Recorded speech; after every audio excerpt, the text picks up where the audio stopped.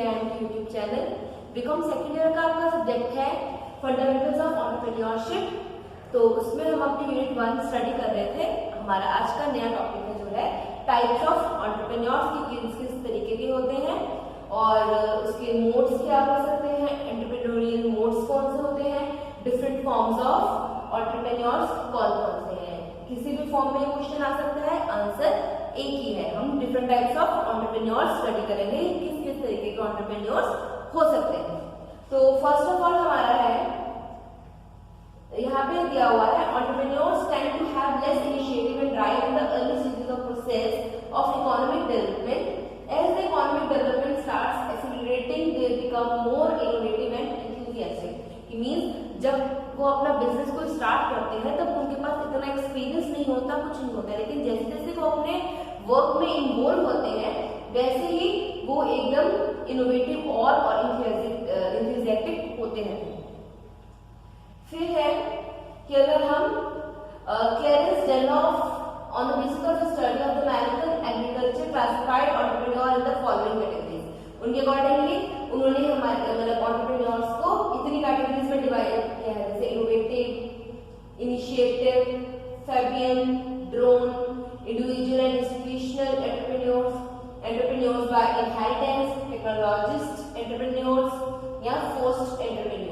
ये हमारी एक इन्होंने टाइप्स दी है। टाइप्स ऑफ एंटरप्रेन्योर्स में हम एक करके स्टडी करेंगे। तो फर्स्ट ऑफ ऑल हमारी है innovative entrepreneurs. Innovative entrepreneurs are those who introduce new goods, inaugurate new methods of production, find new markets and reorganize enterprise according to the changing patterns। कि innovative entrepreneurs कौन से होते हैं? जो कुछ नया करते हैं, नई चीजों को फाइंड आउट करते हैं, नए मेथड्स को फाइंड आउट करते हैं, ये किसी भी तरीके से नई मार्केट्स को वो फाइंड करते हैं, रीऑर्गेनाइज करते हैं अपने स्ट्रक्चर को, ऑफिस स्ट्रक्चर को, तो मतलब कुछ इनोवेट करते हैं। तो वो हमारे किस कैटेगरी में आएंगे? इनोवेटिंग और एंटरप्रेन्योर्स की कैटेगरी में। Such entrepreneurs work in an atmosphere where some level of development has already taken place and people are looking for change and improvement. कि वो ऐसे एनवायरनमेंट में चेंजेस लेके आते हैं जहां पर ऑलरेडी डेवलपमेंट हो चुकी है कुछ हद तक और लोग हैं वो कुछ चेंज डिमांड कर रहे हैं, तब ये एंटरप्रेन्योर्स आते हैं और कुछ नया वो लेकर आते हैं, नए आइडियाज लेकर आते हैं, इनोवेट करते हैं। इसलिए इन्हें हम क्या बोलते हैं? Innovating entrepreneurs. सेकेंड है हमारी इमिटेटिव एंटरप्रेन्योर्स। इमिटेट मींस किसी की नकल करना। तो imitative entrepreneurs are those who adopt successful ideas and innovations introduced and experienced by innovating entrepreneurs. Imitative कौन से होते हैं? जो ऑलरेडी इनोवेटिव एंटरप्रेन्योर्स ने नए नए आइडियाज को फाइंड आउट किया होता है, जो ऑलरेडी सक्सेसफुल हो चुके हुए हैं, उन्हें स्टडी करके वो अपने बिजनेस में लेकर आते हैं, यानी कॉपी करते हैं उन चीजों को। फिर है such type of entrepreneurs do not originate ideas और introduce something new themselves but imitate methods, techniques etc innovated by others। ये अपनी तरफ से कुछ नया नहीं ओरिजिनेट करते हैं, ये हमेशा इमिटेट करते हैं यानी कॉपी करते हैं, चाहे ये मेथड्स हो, चाहे टेक्निक्स हो या किसी भी तरीके का कोई प्रोसेस हो, ये हमेशा जो ऑलरेडी एग्जिस्ट है, ऑलरेडी वो कर चुके हैं, फाइंड आउट कर चुके हैं इनोवेटर्स, उनकी कॉपी करते हैं।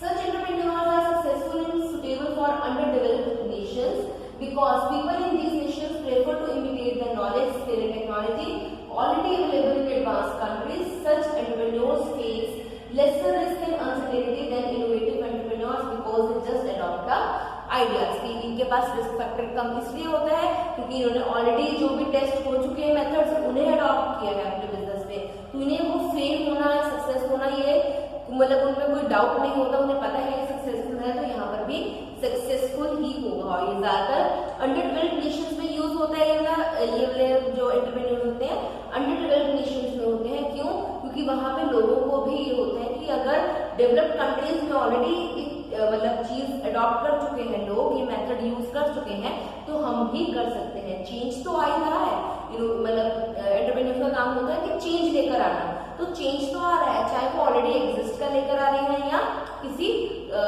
नए चीज का लेकर आ रहे हैं। तो हमारे हमने दो कौन कौन से किए हैं? फर्स्ट है इनोवेटिव, सेकंड है इमिटेटिव और थर्ड हमारा है फेबियन एंटरप्रेन्योर्स। फेबियन एंटरप्रेन्योर्स में क्या होगा? They are those who practice और adopt and change very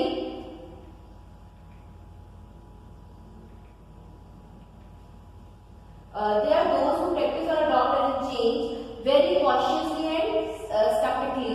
They don't have will to adopt changes or desire to adopt new methods innovated by most enterprising entrepreneurs. Means इसका क्या है कि जो practice करते हैं चेंज बहुत ही कॉशियसली करते हैं, ध्यान से देखकर सूझबूझकर ही कोई नया चेंज लेकर आते हैं।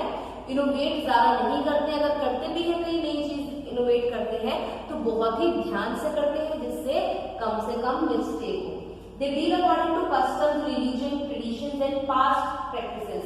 They don't prefer much to take risk and try to follow footsteps of their predecessors. कि ये अपने जो predecessors हैं, जो इनसे पहले जिन्होंने इनोवेशन की है उनके फुटस्टेप्स को फॉलो नहीं करते हैं, ये अपना ही कुछ नया इनोवेशन लेकर आते हैं, लेकिन उसमें भी वो अपना रिस्क लेवल बहुत कम रखते हैं। पहले वो पूरी तरीके से उसे चेक करते हैं चेंज ये प्रॉपरली अडॉप्ट हो पाएगा या नहीं, रिस्क लेवल कितना है, उस अकॉर्डिंगली ये लेकर आते हैं। लेकिन ये कस्टम्स को, रिलीजन को या बैकग्राउंड कैसा है, ट्रेडिशंस कैसे हैं, पास्ट प्रैक्टिसेस कैसे हो रही है, इन सब चीजों को कंसिडर करके चलते हैं।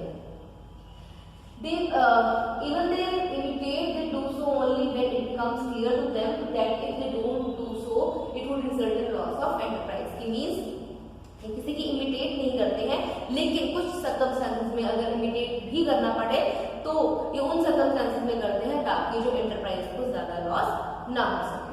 फिर हमारा फोर्थ आ रहा है ड्रोन एंटरप्रेन्योर्स। ड्रोन एंटरप्रेन्योर्स कौन से होते हैं हमारे? Drone entrepreneurs are those who refuse to adopt and use opportunities to make changes in production. Means उन्होंने जो हमेशा मना करते हैं कि हमने कोई चेंजेस नहीं लेके आने, जो ऑलरेडी एग्जिस्टिंग है उन्हीं के साथ आगे बढ़ेंगे, तो कोई अपॉर्चुनिटीज को यूज नहीं करते हैं और ना ही वो कुछ जो चेंजेस होते हैं उन्हें अडॉप्ट करते हैं। They may even suffer losses but do not make changes in production techniques. चाहे उन्हें लॉस हो जाए फिर भी वो अपने प्रोडक्शन टेक्निक्स को चेंज नहीं करते हैं। ड्रोन एंटरप्रेन्योर्स वो होते हैं। They prefer to operate in traditional ways and resist changes. They are conventional as they stick to conventional products and ideas. Means ये अपने ही जो पुराने तरीके हैं, पुराने मेथड टेक्निक्स हैं, उन्हें पे ही स्टिक रहते हैं, चेंज नहीं होते हैं, चाहे वो लॉसेस में जाए, चाहे जो मर्जी सर्कमस्टेंसेस आए, वो चेंज को अडॉप्ट नहीं करते। इसलिए इनका नेम क्या है? Drone entrepreneurs. अब इनके अलावा हमारा एक और है, मतलब और भी बहुत सारे टाइप्स हैं, वो है हमारे इंडिविजुअल एंड इंस्टीट्यूशनल एंटरप्रेन्योर्स। ये कौन से होते हैं? In small scale industries individual entrepreneurs are dominant. In every country, small enterprises are more in number. Such entrepreneurs can enjoy advantages of flexibility, quick decisions, and state patronage. इसमें क्या है कि जो हमारे इंडिविजुअल एंटरप्रेन्योर्स स्मॉल कंट्रीज में बहुत ज्यादा होते हैं, क्योंकि सबने अपने अपने छोटे लेवल पे बिजनेस स्टार्ट किए होते हैं, तो ये फ्रीडम एक एंजॉय करते हैं, अपने अकॉर्डिंगली काम करते हैं और बहुत सारे फ्लेक्सिबिलिटी के जो बेनिफिट्स हैं वो भी एंजॉय करते हैं कि इजीली वो चेंज कर सकते हैं, फ्लेक्सिबल इन नेचर होते हैं और क्विक डिसीजंस ले पाते हैं, क्योंकि स्मॉल लेवल पे होते हैं। But a single individual can control and operate an organisation up to a limit. When the business is to grow and expand it becomes necessary to institutionalize the entrepreneurship. That is, a number of entrepreneurial skills are required to take form a corporate body. Means अगर हमारा जब तक business छोटा है तब तक एक individual उस बिजनेस को चला सकता है, अपने स्किल्स को यूज कर सकता है, लेकिन जब बिजनेस एक्सपेंड करता है, ग्रो करता है, तब वहां पर उसे कॉर्पोरेट बॉडी में कन्वर्ट करने की रिक्वायरमेंट होती है। वहां पर बहुत सारी एंटरप्रेन्योरियल स्किल्स की रिक्वायरमेंट होती है जो किसी भी बड़ी इंटरप्राइज को, किसी बड़ी इंस्टीट्यूशन को चलाने के लिए जरूरी होती है। A team of entrepreneurs is to be developed to handle complex decisions making. The key functions of an entrepreneur remain the same, but basic decisions like capital employed, line of business, etc. are taken by a group of entrepreneurs who are at the top of hierarchy. It means जो हमारे entrepreneurs के main functions होते हैं वो वही perform करते हैं, लेकिन जो बेसिक डिसीजंस हैं कि लाइन ऑफ प्रोडक्ट क्या रहेगी, लाइन ऑफ बिजनेस क्या रहेगी, कैपिटल एम्प्लॉयड का स्ट्रक्चर क्या होना चाहिए, ये सब चीजें जो पूरी टीम है वो डिस्कस करके ही किसी डिसीजन पर पहुंचती है। फिर नेक्स्ट है हमारा एंटरप्रेन्योर्स बाय इनहेरिटेंस। इनहेरिटेंस यानी स्टार्टिंग से जो जिसे मतलब फादर टू सन ऐसे जो प्रोवाइड किया जाता है। These are those entrepreneurs who inherit family business. In India, there are large number of family-controlled business houses like Birlas, Ambanis, etc. The business in these houses passes from one generation to another. कि inheritance means उन्हें heritage में मिला है, विरासत में मिला है वो चीज, तो वो अपना आगे के आगे फैमिली टू फैमिली वो चलती रहती है. जैसे मतलब फादर टू सन मिल गया, सन टू उसके आगे बच्चे को मिल गया, इस तरीके से वो बिजनेस कॉन्टिन्यूस चलता रहता है. एग्जाम्पल्स ये बिरलास, अंबानीज, टाटा, मतलब ये सब क्या है, आगे के आगे अपने बिजनेस को अपने ही फैमिली में आगे बढ़ा रहे हैं, ग्रो कर रहे हैं. नेक्स्ट हमारे कौन से हैं, टेक्नोलॉजिस्ट एंटरप्रेन्योर्स. टेक्नोलॉजिस्ट एंटरप्रेन्योर्स में कौन से होंगे, with the rise of scientific and technical institutions many technical qualified people start their own ventures to commercially exploit their inventions and discoveries. कि मीन्स यहाँ पे हमारे कौन से आएंगे कि जब हमारे साइंटिफिक और टेक्निकली चेंज हो रहे हैं बिजनेसेस, तो हमें इन तरीके की एक्सपर्टाइज की भी जरूरत पड़ रही है. तो जो लोग इन मतलब स्किल्स में, टेक्निकल स्किल्स में, साइंटिफिक स्किल्स में मतलब जो इन्वॉल्व होते हैं, जिन्हें एक्सपर्ट होते हैं, वो इस अपना बिजनेस एक जो एस्टैब्लिश करेंगे, तो वो हमारे टेक्निकल एंटरप्रेन्योर्स कहलाएंगे. They raise necessary capital and employ experts in financial, legal, marketing and other areas of business. Their main asset is technical expertise. Their success depends upon how fast they start production and on the acceptance of their products in the market. कि means इनका क्या main focus क्या होता है कि हम technical superiority रखें, दूसरों से हम सुपीरियर रहे हमेशा अपने कॉम्पिटिटर से, हमारे राइवल्स से. तो उससे क्या होगा कि आप टेक्निकल एक्सपर्ट्स रहेंगे, तो आपका मेन फोकस अगर इस लाइन में है तो वो टेक्निकल एंटरप्रेन्योर्स कहलाएंगे. फिर हमारा इसके अंदर नेक्स्ट है forced entrepreneurs. Those who become entrepreneurs due to circumstances fall in this category. कि अगर कोई अपनी मर्जी से नहीं but according to circumstances entrepreneur बना है, तो वो फोर्स्ड एंटरप्रेन्योर की कैटेगरी में आता है. Yesterday, money lenders are starting their business because of decline of money lending business with the growth of banking and government legislations. Similarly, NRIs and educated unemployed seeking self-employment may also be described as forced entrepreneurs. कि उनके पास अगर fund की कमी हुई, इसलिए उन्होंने अपना business जो चुना, तो वो इस तरीके से जो हमारे क्या है वो फोर्स्ड एंटरप्रेन्योर्स कहलाएंगे कि वो अपना विल से नहीं बने, लेकिन अकॉर्डिंग टू सर्कमस्टांसेस वो एंटरप्रेन्योर्स बन गए हैं. और इसके अलावा भी हमने 4 ये की है, 4 और टाइप्स की थी, 8 टाइप्स हम कर चुके हैं एंटरप्रेन्योर्स की. उसके अलावा भी हमारे एंटरप्रेन्योर्स की हम क्लासिफिकेशन कर सकते हैं, जैसे कि solo operators. Solo means those who essentially work alone and if all needed employ a few employees in the beginning. Most of the entrepreneurs start their enterprise like this. Solo operators होते हैं, खुद अपना एक छोटे level पे business start करते हैं, अगर बाद में जरूरत हो तो एक आधे एम्प्लॉय को अपने अंदर रख लेते हैं, और जो भी बड़ी से बड़ी एंटरप्राइज है एक पॉइंट पे वो स्टार्ट सोलो ऑपरेटर के तौर पर ही होती है. क्यों? क्योंकि स्टार्टिंग में उनके पास एक्सपीरियंस की, फंड्स की रिक्वायरमेंट होती है, उस अकॉर्डिंगली वो अपना बिजनेस करते हैं. उसके अलावा हमारा है active partners. These are those entrepreneurs who start and carry on an enterprise as joint venture.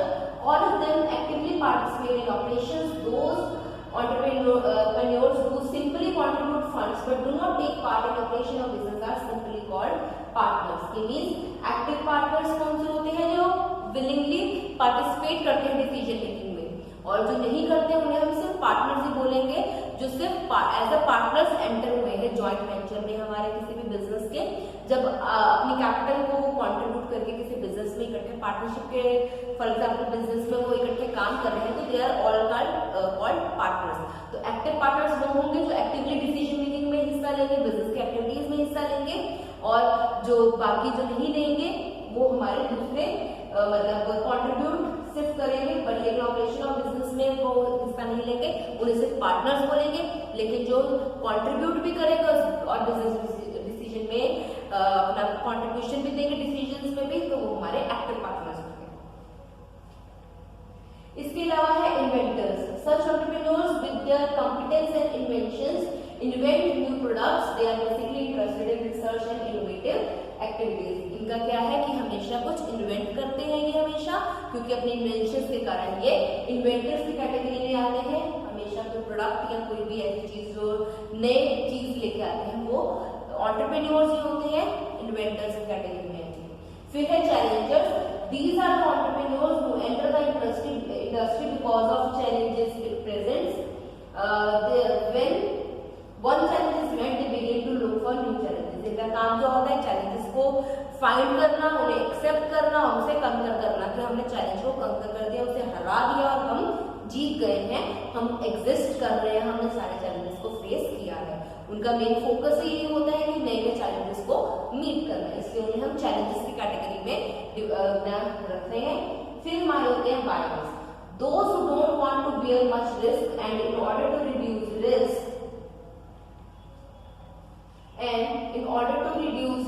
involved in setting up new enterprise, they prefer to buy an ongoing one.